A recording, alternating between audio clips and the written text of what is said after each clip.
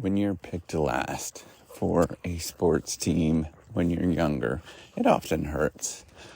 I was that kid, always. That would be the person that was picked last. I remember many moments where that was the case at recess or during any particular game that we would do. And I was always picked last. And the great irony is that I'm probably more athletic than anybody out of all of those people today.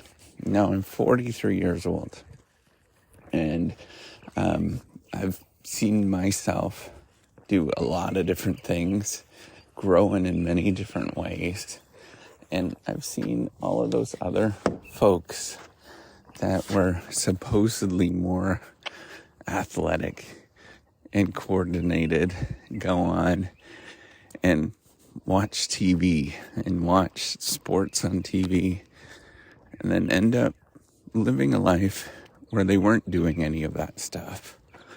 I want to remind everybody that life is long, and if you're feeling at the moment that you are last, whatever that looks like for you, that it keeps going.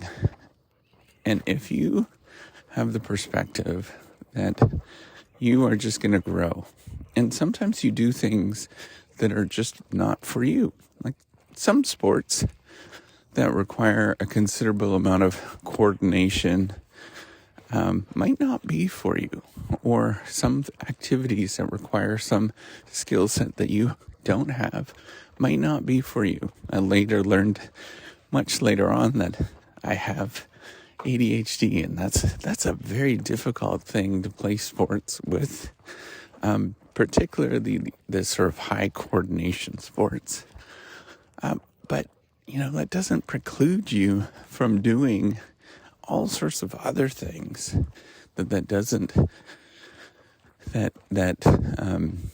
it doesn't require that sort of skill set. And the people that sort of think that they have life all together when they're 7 years old, man, do they ever not have life together when they get older. And I want to remind everybody that life changes a lot.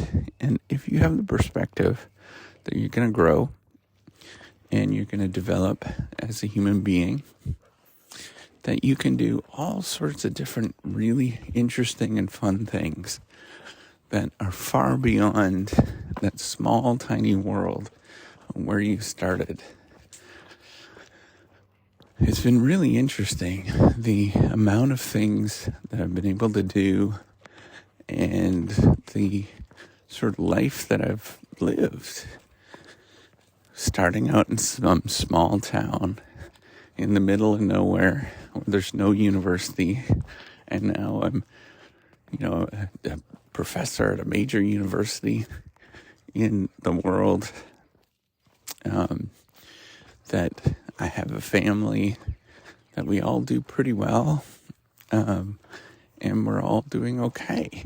And the thing is, if you were to look at that sort of prediction based on who I was and said, hey, this person's not going to amount to anything because he's picked last in sports, I think you would be fairly off with that prediction. And I just want to remind everybody that where you are, who you are, is not a predictor of what things are going to happen to you if here's the important thing, if you don't allow that position in life to hold you back. And I realize that there are a lot of things where it's going to hold you back, and there's lots of things that you have to work through. But if you don't take those steps, and if you don't just simply say, I'm going to do this, and sort of take charge of that, then you're going to be stuck when you're 7 years old and things are not going to change. By God Almighty, there's a lot of people that are stuck when they're 7 years old and have not changed.